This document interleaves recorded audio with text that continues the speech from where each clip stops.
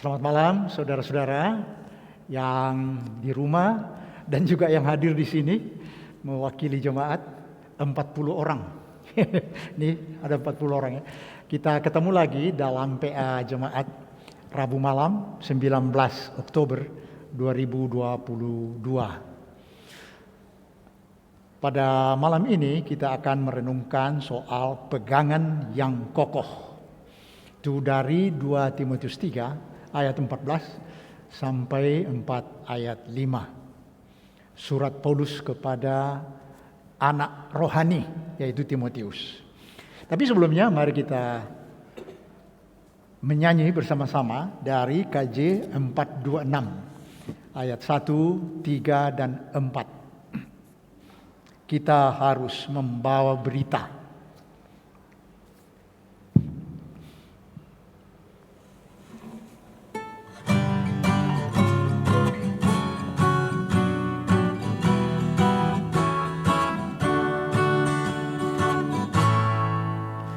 Kita harus membawa berita pada dunia dalam gelap tentang kebenaran dan kasih dan damai yang menetap dan damai yang menetap dan remang pagi dan remang jadi siang terang.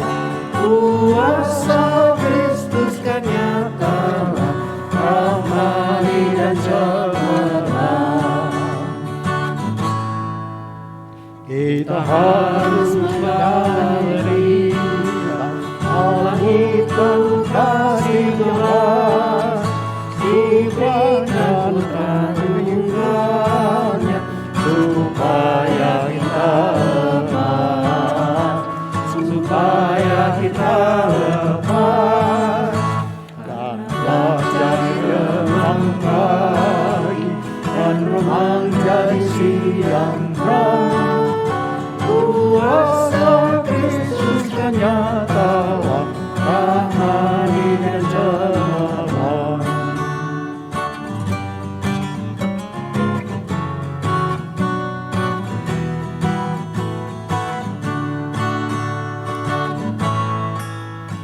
Kita harus bersaksi di dunia dan kuasa darah kudus.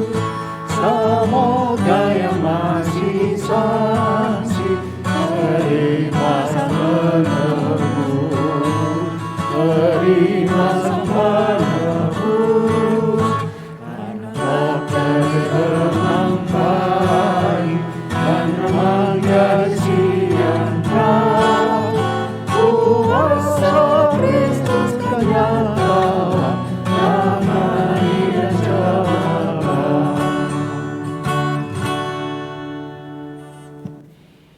Iya, mari kita berdoa bersama-sama.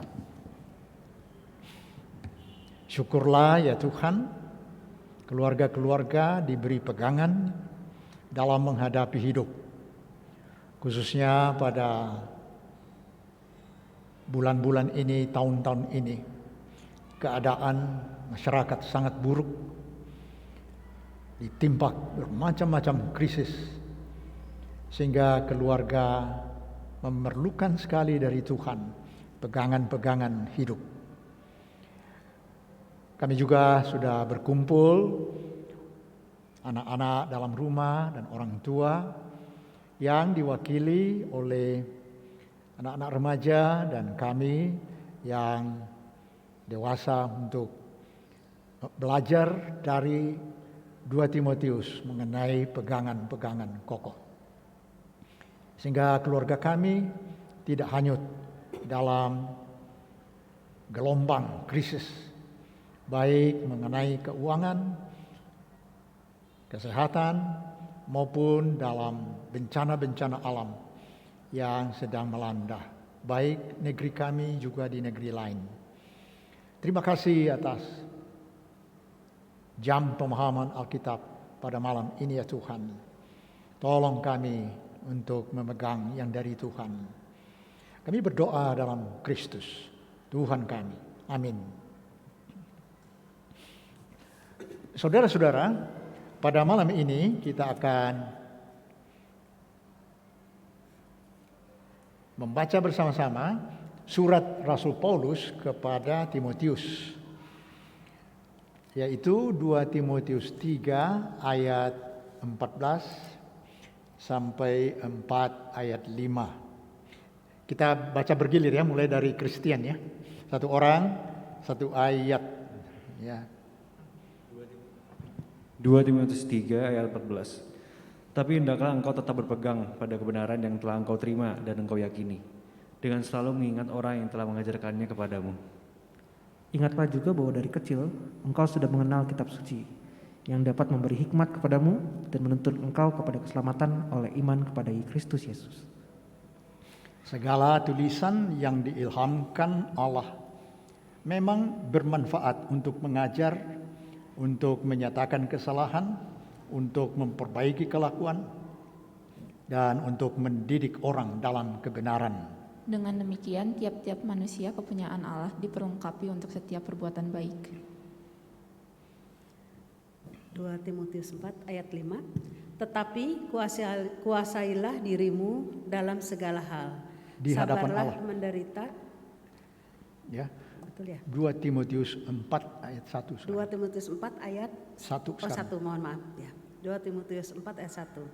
Di hadapan Allah dan Kristus Yesus yang akan menghakimi orang yang hidup dan yang mati, aku berpesan dengan sungguh-sungguh kepadamu demi penyataannya dan demi kerajaannya.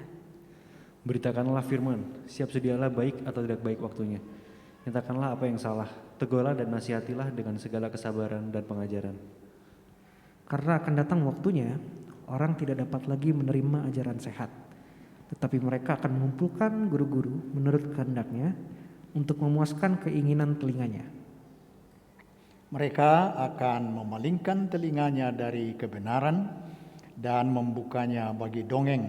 Tetapi kuasailah dirimu dalam segala hal, sabarlah menderita, lakukanlah pekerjaan pemberita Injil, dan tunaikanlah tugas pelayananmu. Iya, terima kasih. Di dalam surat ini tergambar, saudara-saudara, surat seorang tua kepada anaknya. Ya. Jadi Paulus menganggap Timotius itu anaknya sendiri, anak rohani. Ya, coba ya, baca 2 Timotius 1 ayat 2, 2 Timotius 1 ayat 2 dan 2 ayat 1. Ya. Jovi ya, coba dibacakan lagi 2 Timotius 1 ayat 1 dan 2 ayat 1. 2 Timotius 1 ayat 1 sampai 2. Ayat 1. Dari Paulus, Rasul Kristus Yesus, oleh kehendak Allah untuk memberitakan janji tentang hidup dalam Kristus Yesus kepada Timotius, anakku yang kekasih. Kasih karunia, rahmat, dan damai sejahtera dari Allah Bapa dan Kristus Yesus, Tuhan kita, menyertai engkau. Kemudian 2 Timotius 2 ayat 1 ya. Iya. Ya, jadi disebut di situ anakku yang kekasih. Ya. Anak rohani, anak yang dipungut secara diaku sebagai anak. Ya. Jadi hubungan pribadi antara Paulus dengan Timotius ini sangat dekat. Ya. Dulu mereka sama-sama melayani, mengalami suka duka dalam tugas panggilan pelayanan. Ya seperti anak-anak remaja ini ya, sama orang tua ya. Kita kayak saudara-saudara sekeluarga ya. Arif juga, Faksra juga, Tobio kayak saudara-saudara dalam aktivitas ya. Termasuk mereka mengalami banyak hambatan dan penganiayaan. Sehingga pada saat menulis surat-surat kepadanya, Paulus dipenjarakan di Roma dan Timotius berada di Efesus. Ya. Ini ada tayangannya ini ya. Paulus menugaskan dia di sana untuk menjaga pengajaran sehat, menggembalakan jemaat, dan meneruskan pemberitaan Injil. Jadi tugas Timotius ini di kota yang jauh sangat berat. Masih muda tapi menjaga pengajaran, menggembalakan jemaat, dan juga meneruskan pemberitaan Injil. Ya. Coba lihat pasal 1 ayat 3. Ya. Eva ya. Ya. 2 Timotius 1 ayat 3.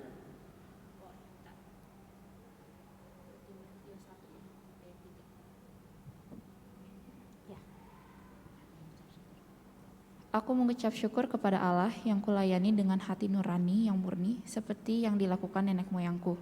Dan selalu aku mengingat engkau dalam permohonanku baik siang maupun malam.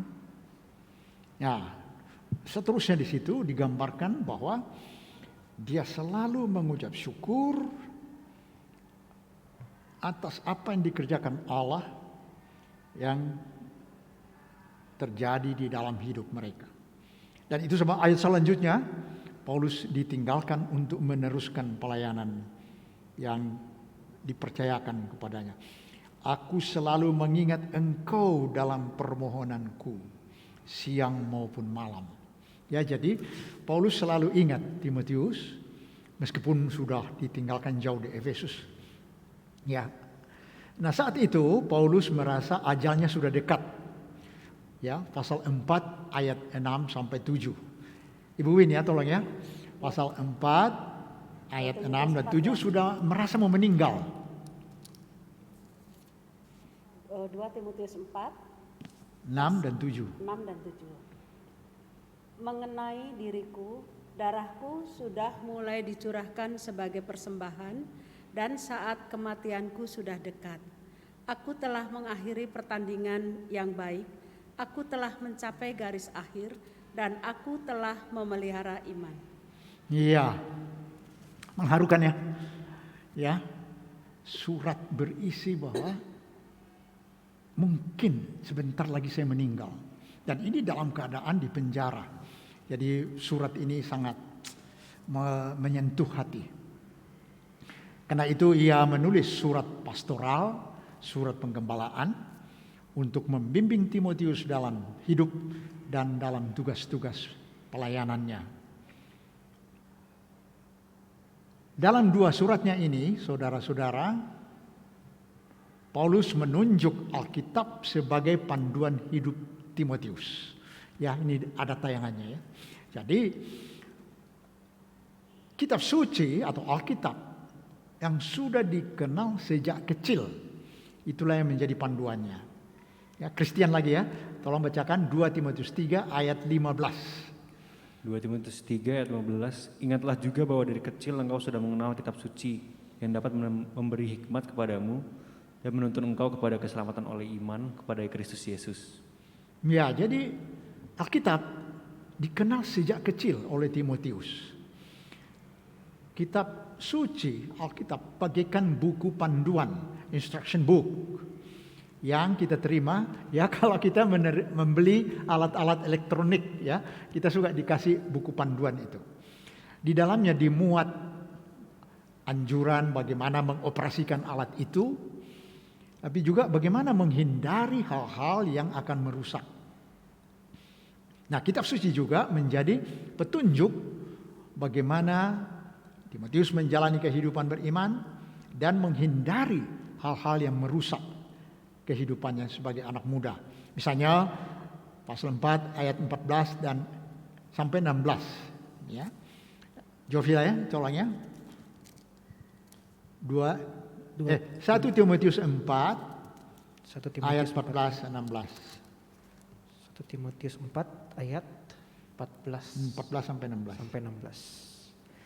Jangan lalai dalam mempergunakan karunia yang ada padamu, yang telah diberikan kepadamu oleh nubuat dan dengan penumpangan tangan sidang penatua. Perhatikanlah semuanya itu, Hiduplah di dalamnya supaya kemajuanmu nyata kepada semua orang. Awasilah dirimu sendiri dan awasilah ajaranmu. Bertekunlah dalam semuanya itu, karena dengan berbuat demikian, engkau akan menyelamatkan dirimu dan semua orang yang mendengar engkau. Iya, ya, ada lagi di ayat lain, tapi kita tidak usah baca, yaitu 2 Timotius 2 pasal 2, ayat pasal 4, ada juga. Ya, pokoknya Alkitab atau kitab suci menjadi buku panduan Timotius untuk menjaga Timotius dalam hidup dan pelayanan sebagai seorang anak muda. Ya. Sebagai anak muda, Timotius didorong dan disemangati agar tidak malu-malu, tidak ragu-ragu, tidak takut-takut karena faktor usia muda dan kurang pengalaman. Sebaliknya Timotius, nah ini ditayangkan ya, Timotius harus tampil di tengah jemaat sebagai teladan dan panutan. 1 Timotius 4 ayat 12. Ya, mari ya Eva ya. 1 Timotius 4 ayat 12. 1 Timotius 4 ayat 12. Jangan seorang pun menganggap engkau rendah karena engkau muda. Jadilah teladan bagi orang-orang percaya dalam perkataanmu, dalam tingkah lakumu, dalam kasihmu, dalam kesetiaanmu, dan dalam kesucianmu. Bukan main ya. Masih muda tapi harus jadi teladan ya dalam gereja. Seperti remaja-remaja ini ya, tampil masih muda tapi harus tampil sebagai teladan dalam etika dan dalam sikap moral. Nah, sekarang sesudah pendahuluan ini ya, kita akan masuk dalam pertanyaan-pertanyaan yang sifatnya perenungan, ya, sifatnya refleksi. Pertama, apa yang dimaksud dengan kebenaran yang engkau terima dan yakini yang dikatakan di dalam suratnya ini, pasal 3 ayat 14a, ya.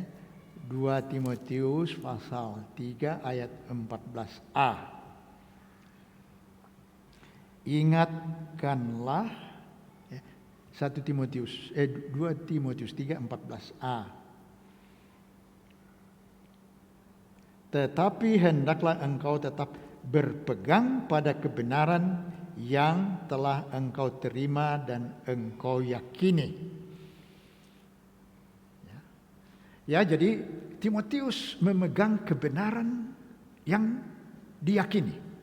Nah, ini kira-kira apa yang dimaksud dengan kebenaran yang dikenal sejak kecil?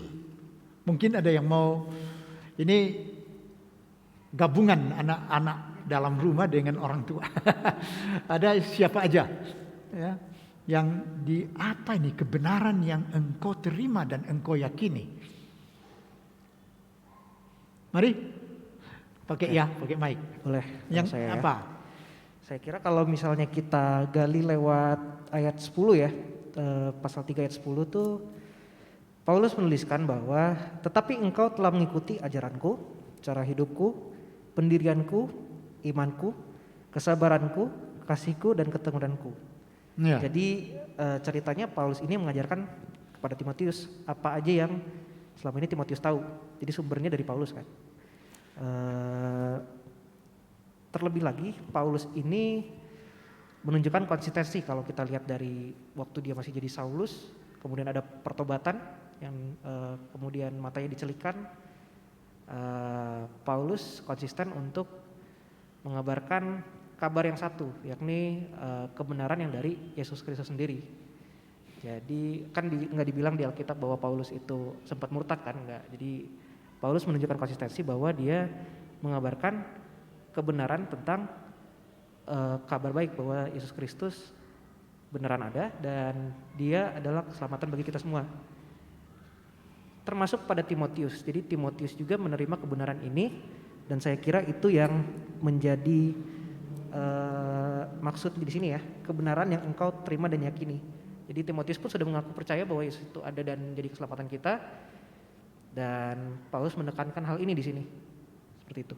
Ya, jadi terutama apa yang dipertunjukkan Paulus kepadanya selama pelayanan itu ya, dia ikuti ajaranku, cara hidupku, ya, pendirianku, imanku, kesabaranku, kasihku, ketekunanku, ya.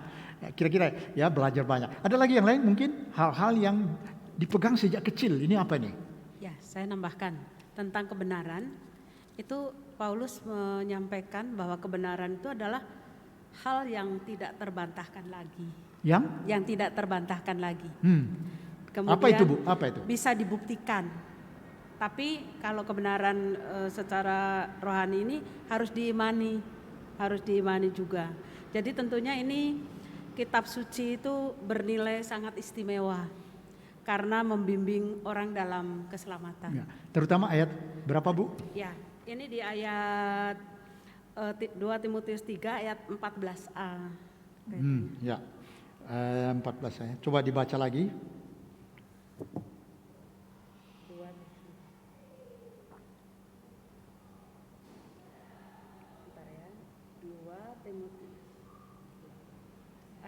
2 Timotius 3 ayat 14 itu adalah tetapi hendaklah engkau tetap berpegang pada kebenaran yang telah engkau terima dan engkau yakini dengan selalu mengingat orang yang telah mengajarkan kepadamu. Ya, jadi apa itu kebenaran yang diyakini? Ya, yang diyakini oleh Paulus itu bahwa kitab suci itu adalah kebenaran. Oh, kitab suci ya. yang ya, sebagai penuntunnya. Ini ada kaitannya dengan yang ingatlah orang yang mengajarkannya kepadamu. Nah, ada pertanyaan dalam hal ini ya. Tapi nanti kita bahas di pertanyaan B. Tapi saya mau ajak kita untuk melihat juga apa yang dikatakan tadi dalam pasal 1 ayat 9 dan 10 ada kata-kata di sana yang bisa menunjuk kepada kebenaran yang dipegang itu. Pasal 1 ayat 1 dan 9 dan 10.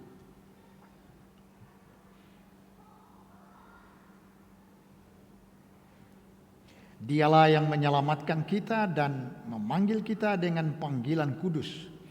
Bukan berdasarkan perbuatan kita, melainkan berdasarkan maksud dan kasih karunia-Nya sendiri yang telah dikaruniakan kepada kita dalam Kristus Yesus sebelum permulaan zaman.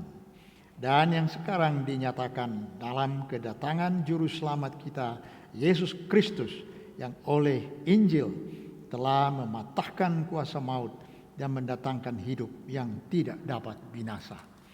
Ya, tadi Jovi sudah bilang Paulus mengajarkan, memberi teladan, dan Ibu bilang kitab suci yang, nah ini yang disebut di sini Injil dalam ayat ini, ya, pasal 1 ayat 9 dan 10. Injil memuat berita bahwa keselamatan tidak dikerjakan oleh manusia, tapi dikerjakan oleh Kristus yang datang ke bumi karena kasih Allah. Nah, ini didengar terus oleh siapa? Timotius dalam pengajaran teladan yang dilayani Paulus secara tekun. Ya. Nah, ini yang disebut anugerah, kasih karunia Allah. Ya. Agama-agama itu mengajar manusia supaya selamat. Ya, jadi ada yang disuruh bertapa, ada yang disuruh beramal, ada yang disuruh rajin beribadat supaya selamat. Jadi nanti Tuhan yang akan mengukur-ukur. Ini orang sudah kebaktiannya bagus, ini rajin ke gereja, ini rajin berdoa. Ini tidak. Di sini disangkal. Tapi yang di sini dikatakan Injil adalah yang memuat berita tentang Yesus yang menyelamatkan. Jadi dari atas datangnya keselamatan itu. Tidak diusahakan dari bumi. Ya, coba kita lihat lagi ya. Pasal 1 ayat 9-10. Dialah yang menyelamatkan. Dialah yang memanggil. Bukan berdasarkan perbuatan kita, melainkan berdasarkan maksud dan kasih karunia-Nya sendiri yang telah dikaruniakannya kepada kita dalam Kristus Yesus sebelum permulaan. Nah, ini dipegang oleh Timotius sejak kecil, diajarkan oleh Paulus dan yang lain-lain.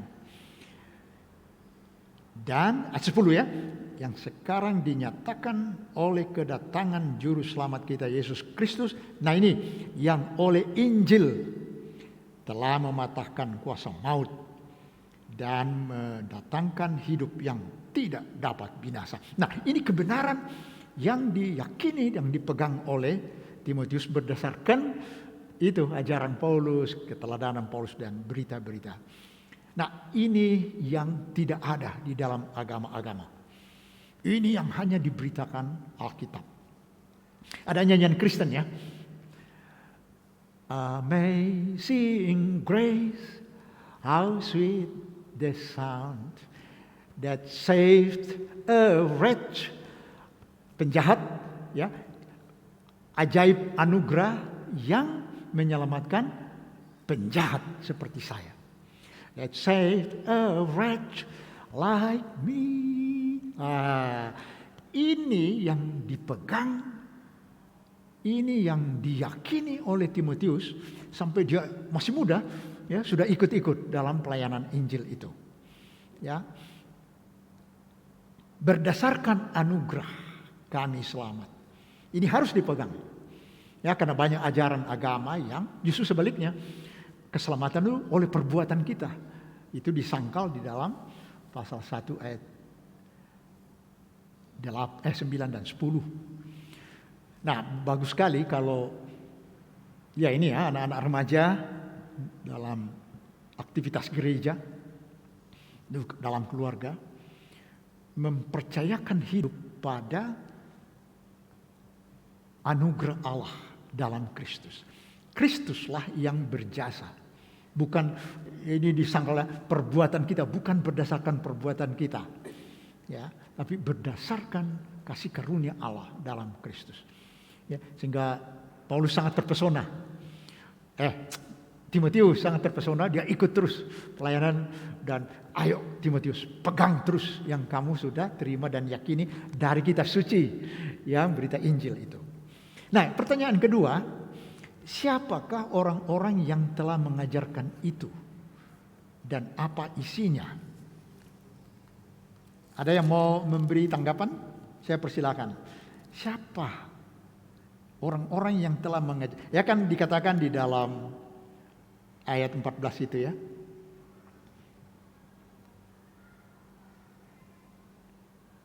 Mana itu? 14 ya.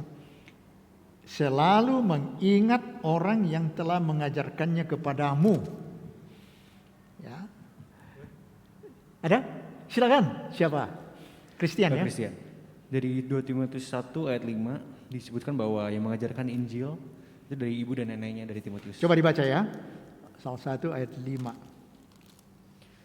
Sebab aku teringat akan imanmu yang tulus ikhlas, yang yaitu iman pertama-tama hidup di dalam nenekmu Lois dan di dalam ibumu Yunik, dan yang aku yakin hidup juga di dalam dirimu. 1 Timotius ya? Ya, 2 Timotius 1 ayat 5. 2 Timotius 1 ayat 5 ya. Ya. Siapa? Dari Namanya siapa? nenekmu Lois dan ibumu Yunik. Iya. Oma dan mama. Jadi pengajar pertama waktu masih kecil bukan Paulus, bukan pendeta. Jadi dapatnya dia di mana? Di rumah. Ya, pasal 1 ayat 5. Neneknya yang mengajar. Mamanya yang mengajar. Karena katanya papanya ini bukan orang Yahudi. Papanya Timotius ini seorang Yunani mungkin. Tapi neneknya sama mamanya yang sambil menggendong mungkin, ya. Saya ingat dulu ini Jovi ini waktu masih kecil suka di apa namanya nih? Di ayun-ayun kalau mau tidur, bapaknya menyanyi. Apa? selamat di tangan Yesus. Jadi kalau saya ke rumah mereka pas mau tidur, saya selamat di tangan Yesus, aman pelukannya. Itu menurut ilmu pendidikan atau ilmu ilmu jiwa. Itu anak-anak yang umur 0 sampai 2 tahun itu bisa menangkap meskipun tidak mengerti dan tertanam dalam jiwa sesuatu yang tidak bisa dirampas. Nah itu meskipun papanya ini bukan pendeta ya, tapi pegawai negeri atau pegawai Telkom, tapi dia menanamkan Yesus dengan dia, anak itu. Nah ini yang dikerjakan dalam pasal 1 ayat 5 tadi ya, Kristen ya. Nenekmu, omamu, dan mamamu itu yang menjadi pengajar. Jangan lupa, ingat oma dan mama. Ya bagus sekali. Jadi tiap kita ini keluarga ya. Ibu Win juga sudah punya anak remaja. Sudah pemuda malah sekarang. Pemuda. Jadi dalam rumah lah diperdengarkan pertama kali ajaran yang dipegang sampai tua. Ya ini yang dikatakan misalnya, jangan lupa, ingatlah orang-orang yang mengajarkannya kepadamu. Nah, bagaimana pengalaman kita masing-masing? Saya kira beda-beda ya. Kalau Ibu Win gimana mengajarkan? Kalau saya begini, karena kebetulan kalau ayah saya Muslim, ibu saya itu Kristen. Tetapi ibu saya itu selalu bercerita dari Alkitab, dari Perjanjian Lama sampai Baru. Jadi saya apal waktu pas jadi guru sekolah minggu, oh ya ibu saya itu pernah menceritakan seperti itu. Yeah. Jadi saya terapkan juga ke anak-anak saya. Yeah. Dari mulai dia bisa kontak. Kan kalau di kesehatan tuh 3 bulan, usia 3 bulan tuh dia sudah mulai responnya sudah bagus, itu saya ajarkan berdoa. Jadi walaupun dia belum bisa bicara, berdoa nak, dengar kata-kata mama, ikuti. Jadi berdoa itu yang selalu saya tanamkan. Jadi diajak sudah dalam berbicara ke Tuhan. Iya. Mau minum, mau makan, mamanya pergi, berdoa ya mama pergi. Jadi sama-sama. Iya. Gitu. Ada model lain mungkin? Eva, ada bagaimana kamu mendapatkan berita itu waktu kecil? Ingat? Kalau waktu kecil sih aku diajarinnya suka doa bareng sama omah. Kalau misalnya orang tua aku lagi nggak ada di rumah, omah suka ngajak doa bersama, kita baca renungan bersama. Dan disitulah aku diajarin untuk kayak semua doa tuh harus ke Tuhan gitu. Jadi mirip Timotius ini ya, Oma ya. Iya. Iya. Oma yang selalu mengingatkan kalau misalnya kamu harus ngandelin Tuhan, kamu minta pertolongan tuh semua ke Tuhan, ingat kepada Tuhan. Iya. Dari kecil aku diingetin untuk kayak ya benar makan, kalau misalnya mau pergi atau berangkat ke sekolah itu doa dulu ke Tuhan, minta pertolongan, minta perlindungannya. Terus sekolah minggu, kamu ke sekolah minggu? Sekolah minggu. Yang nganter siapa? Yang nganter sekolah minggu biasanya orang tua aku. Aku juga diajarin emang dulu tuh saya sendiri emang gak suka berinteraksi. Oh gitu. Iya, jadi agak susah untuk ke sekolah minggu, tapi emang diingetin lagi, kamu sekolah minggu tuh bukan hanya untuk berinteraksi, tapi untuk memuji Tuhan. Ya. Bukan hanya untuk sama teman-teman, tapi kamu untuk memuji Tuhan, untuk memuliakan Tuhan. Jadi di situ aku di sini bukan untuk cuman untuk bersosialisasi, tapi aku harus ingat Tuhan gitu. Ini aku memuji Tuhan di rumah Tuhan sendiri. Gitu. Wah bagus, menarik ya. mirip dengan Timotius. Ada lagi? Ada bagaimana kamu dalam rumah dapat pegangan? Kalau dari aku sih mulai dari mama sih. Mama dari kecil ngewajibin aku buat ikut kebaktian, mau minggu maupun, dan juga setiap doa diwajibin doa sebelum makan, sebelum berangkat sekolah, sebelum tidur, karena maksudnya itu dikarenakan supaya segala aktivitas yang kita lakuin ada berkatnya, ada campur tangan Tuhan di situ. Jadi makanan kita menjadi makanan yang bisa bikin kita sehat. Kalau pas belajar pun supaya bisa menjadi lebih cermat. Jadi maksud dari mama itu di situ adalah biar kita berserah sama Tuhan, menyerahkan segala masalah yang bisa kita kendalikan atau enggak kepada Tuhan. Jadi supaya kita bisa menjadi lebih tenang, lebih kuat juga gitu. Iya, benar. Jadi ini oma, ini mama, mirip ya, mirip ini ya. Saya ingat ada sebuah cerita. Ada penebang kayu di Scotland. Tangannya besar, ya. Penebang kayu itu kan tangannya gede. Berbulu lagi. Karena orang Eropa ya. Wow. Terus anaknya itu yang masih kecil suka ikut kelakuan bapaknya, dilipat tangan yang besar itu, lalu bersandar ke tempat tidur, berlutut di lantai, dan mendengar bapaknya berdoa, oh Bapa, kuatkanlah anakmu supaya dapat melakukan pekerjaan dengan baik. Anak kecil ini ikut juga berdoa, tangannya juga dilipat. Tapi anak ini berpikir, berarti ada yang lebih hebat dari bapak saya. Ada yang lebih besar dari tangan bapak saya. Tapi dia sebut bapak. Lalu dia katanya, tanya, oh masih ada yang lebih hebat dari tangannya papa. Belajar itu dari sikap berdoa, kayak lemah, mohon diberi kekuatan. Wah, berarti ada yang lebih hebat dari papa saya. Lalu dia ikut berdoa dan tumbuh di dalam pengalaman berdoa juga ke Bapa yang dipanggil papanya itu, oh Bapa berilah saya kekuatan. Nah, lama-kelamaan anak ini besar, lalu belajar siapa itu yang disebut Bapa itu. Terangkan seperti ini Lois sama Eunike ini.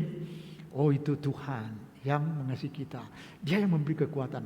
Nah, anak ini tumbuh menjadi orang yang cinta Alkitab, masuk sekolah teologi, kemudian menjadi ahli perjanjian lama, doktor di perjanjian lama untuk memperdalam mengenal Bapa yang lebih kuat dari tangan papanya itu. Menarik ya. Jadi kalian diajar nenek, diajar mama untuk mengenal Bapa di sorga. Ini yang disebut peganglah ajaran yang kamu pegang sejak kecil, yakini sejak kecil. Ya, mirip-mirip caranya papanya Jovi itu memperkenalkan Tuhan dengan lagu lullaby itu. Aman di tangan Yesus. Jadi anak ini juga merasa ada tangan yang lebih besar dari tangan papanya, yaitu Tuhan. Nah itu sebabnya harus dipegang dengan yakin kebenaran itu. Mengenal isi Alkitab, ayat 15 dari pasal 3 itu ya. Isi Alkitab yang diajarkan. 2 Timotius 3 ayat 15. Ingatlah, dari kecil engkau mengenal kitab suci. Ya, dengan cara macam-macam. Bisa lewat tangannya penebang kayu di Scotland. Bisa lewat ayunan papa. Bisa lewat oma. Bisa lewat mama. Macam-macam ya. Yang kamu kenal sejak atau dari kecil, engkau mengenal kitab suci yang dapat memberi hikmat kepadamu, menuntun engkau dalam keselamatan oleh iman kepada Kristus Yesus. Nah, ada orang tua yang mungkin tidak sempat atau tidak bisa atau apa, anaknya hanya diantar ke sekolah minggu, diserahkan kepada gereja. Nah, inilah gunanya penatua ini mengembangkan sekolah minggu supaya anak-anak mendengar berita kitab suci sejak kecil. Ya, jangan tunggu sampai remaja, jangan tunggu sampai pemuda baru dapat. Ini yang menjadi pegangan yang kokoh hanya kalau dikenal dari kecil. Ya. ayat 16. Pengajaran itu akan, coba lihat ayat 16. Ya, dibacakan ya Eva ya. 2 Timotius 3 ayat 16. Ya. Segala tulisan yang diilhamkan Allah memang bermanfaat untuk mengajar, untuk menyatakan kesalahan, untuk memperbaiki kelakuan, dan untuk mendidik orang dalam kebenaran. Ya.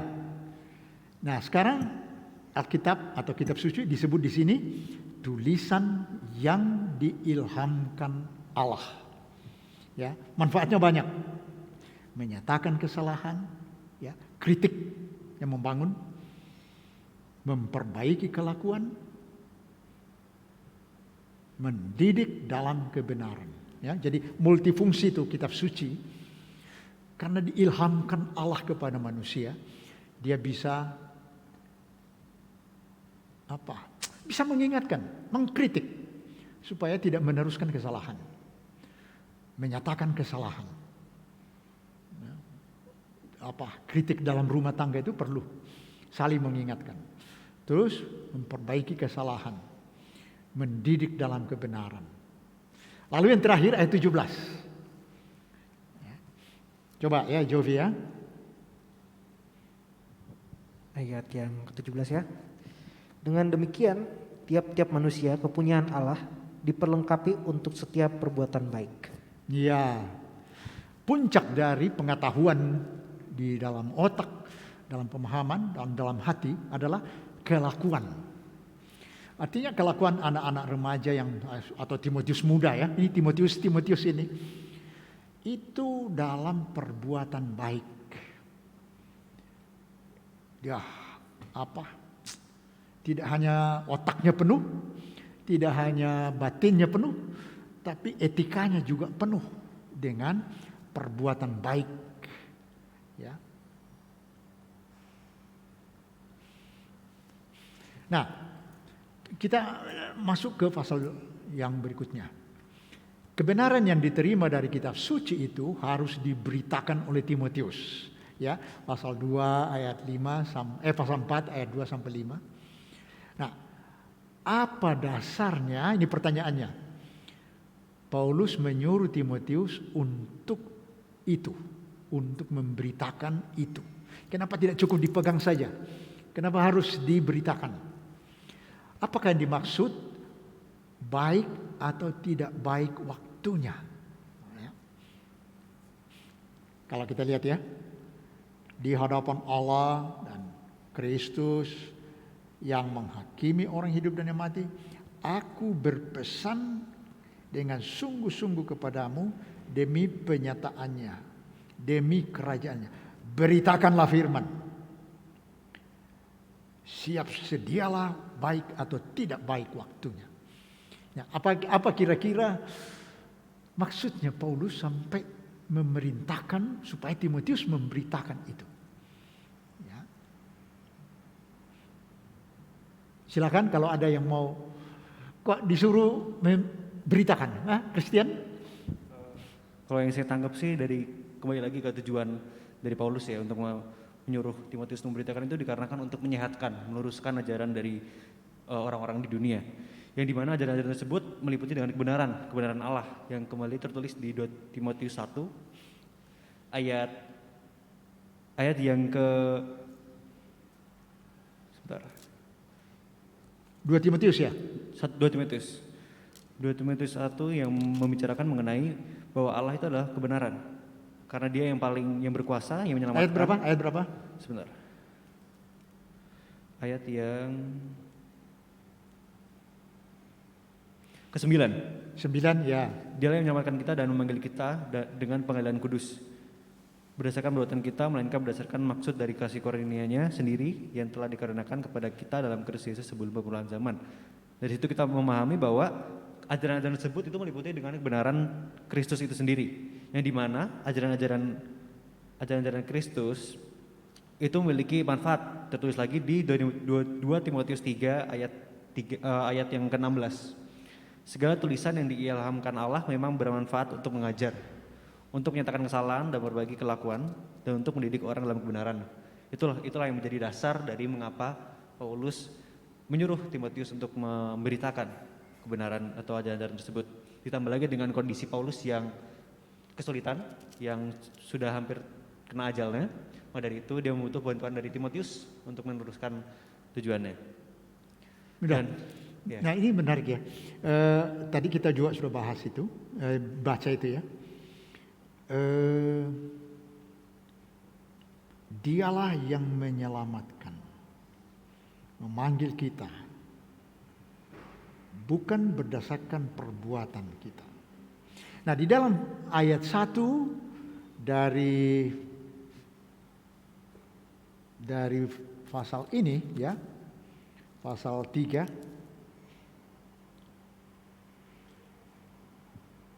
coba lihat, ketahuilah pada hari-hari terakhir akan datang masa yang sukar. Manusia mencintai dirinya sendiri dan menjadi hamba uang. Mereka akan membual, menyombongkan diri. Mereka akan menjadi pemfitnah, akan memberontak terhadap orang tua, tidak tahu berterima kasih, tidak mempedulikan agama, tidak tahu mengasihi, tidak mau berdamai, suka menjelekkan orang, tidak dapat mengekang diri, garang, tidak suka yang baik, suka mengkhianat, tidak berpikir panjang, berlagak tahu, lebih menuruti hawa nafsu daripada Allah. Jadi Timotius ini menghadapi dunia yang sangat jahat. Karena itu Timotius kayak disuruh masuk membawa obat pengajaran yang akan memperbaiki kelakuan, menyatakan kesalahan, dan ini dikatakan baik atau tidak baik waktunya. Ya. Tidak baik karena orang tidak mau dengar. Ajaran baik itu orang mengumpulkan guru-guru yang berdongeng, mengumpulkan guru-guru yang hanya memperdengarkan yang disukai orang. Tapi orang tidak mau mendengar pesan Allah, pesan Alkitab, tulisan yang diilhamkan Allah, ditolak manusia. Jadi Paulus ini dikatakan dalam pasal 4 ayat 1 tadi, di hadapan Allah dan Kristus aku berpesan dengan sungguh-sungguh kepadamu, beritakanlah. Ya. Jadi akan menghadapi gelombang penolakan.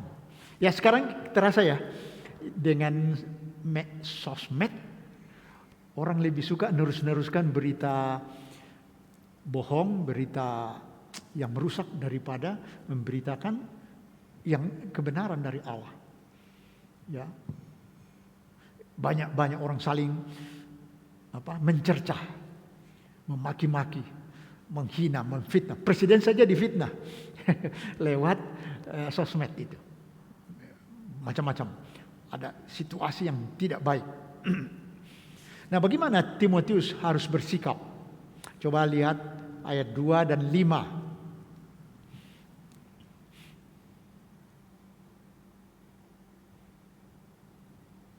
Ya, coba dibacakan lagi. Ibu Win ya, tolong ya. 2 Timotius 3. Pasal 4 ayat 2 dan 5.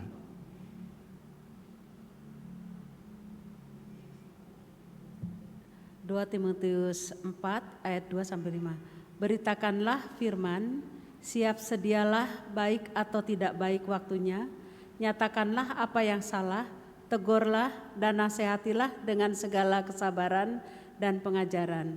5. Tetapi kuasailah dirimu dalam segala hal, sabarlah menderita, lakukanlah pekerjaan pemberitaan Injil, dan tunaikanlah tugas pelayananmu. Iya. Jadi Timotius disuruh masuk ke dalam masyarakat yang tidak suka pengajaran yang benar, tidak suka tulisan yang diilhamkan Allah. Jadi dia seperti tentara maju melawan, tapi dia juga harus bertahan. Jadi menyerang dan bertahan, sabar, menguasai diri. Paulus, wah hebat ya, masih muda tapi harus tampil secara menyerang berita buruk, berita yang merusak dengan berita yang diilhamkan Allah, dan bertahan, sabar, menguasai diri. Wah, betul-betul teladan ya. Nah, dalam gereja inilah Timotius yang diharapkan mempunyai pegangan kokoh di dalam menyerang dan bertahan. Menyerang kesukaan masyarakat kepada berita bohong, tidak baik, dengan berita yang dari Tuhan, isi kitab suci, dan bertahan, menguasai diri dan sabar, sehingga menjadi teladan dalam tugas dan pelayanan. Coba lihat ya, 1 Timotius 4 ayat 16. Jovi lagi ya, 1 Timotius 4 ayat 16. Ayat 16 ya. Pada waktu pembelaanku yang pertama. 1 Timotius 1 4 ya. ayat 16. 1 ayat 4 ayat 16 ya. Awasilah dirimu sendiri dan awasilah ajaranmu. Bertekunlah dalam semuanya itu, karena dengan berbuat demikian engkau akan menyelamatkan dirimu dan semua orang yang mendengar engkau. Terima kasih. Awasi dirimu, awasi ajaranmu. Coba bayangkan, masih muda, tapi harus menjaga diri, harus menjaga perkataan, ajaran. Nah, lihat, bertekunlah dalam semuanya itu, karena dengan berbuat demikian engkau akan menyelamatkan dirimu dan orang yang mendengar kamu. Jadi tidak hanya demi keselamatan Timotius, tetapi orang yang diajar Timotius, mendengar Timotius, akan ikut diselamatkan. Nah, kita masuk renungan. Dalam bulan keluarga GKI Taman Cibunur 2022, dengan tema keluarga berjumpa Tuhan, keluarga menemukan makna, kita didorong sebagai keluarga Kristen untuk memiliki pegangan yang kokoh. Ya, ini ada tayangannya itu ya. Keluarga berjumpa Tuhan, keluarga menemukan makna. Ada pegangan kokoh dari Alkitab. Dalam PA kali ini, ayat-ayat dari pasal 3 dan pasal 4 menjadi sumber renungan kita. Nah, sesuai dengan apa yang dikatakan tadi dan juga apa yang kita baca ini, keluarga Timotius melalui ibu dan neneknya, ya, pasal 1 ayat 5, telah membekali anak muda itu dengan kebenaran yang diberitakan Alkitab atau kitab suci. Alkitab adalah tulisan yang diilhamkan Allah. Kebenaran itulah yang menjadi pegangan Timotius dalam masa mudanya dan dalam tugas pelayanannya. Timotius bertugas dalam segala situasi, baik atau tidak baik waktunya. Ya, jadi tidak ringan. Keluarga-keluarga kita, saudara-saudara, pada zaman ini berada dalam waktu yang baik dan tidak baik juga. Ya, ada banyak orang yang mau mendengar apa yang diilhamkan Allah, tapi ada banyak sekali yang tidak mau mendengar. Ya, dikatakan lebih suka mendengar dongeng-dongeng yang diberikan. Ya, banyak sukacita, tapi juga banyak hambatan bagi keluarga-keluarga dalam memegang kebenaran yang diilhamkan. Khususnya banyak kesukaran dalam mengajarkannya kepada anak-anak kita, anggota keluarga kita. Ya, kesibukan misalnya. Tidak ada waktu lagi untuk anak-anak dalam mendengar kitab suci dari orang tuanya. Pagi, siang, malam, sangat sibuk. Dan pulang rumah sudah capek. Sebelum anak-anak bangun, dia sudah berangkat. Sesudah anak-anak tidur, dia baru pulang. Ada seperti itu. Sehingga anak-anak keleleran, tidak mendapat ilham dari Allah lewat kitab suci.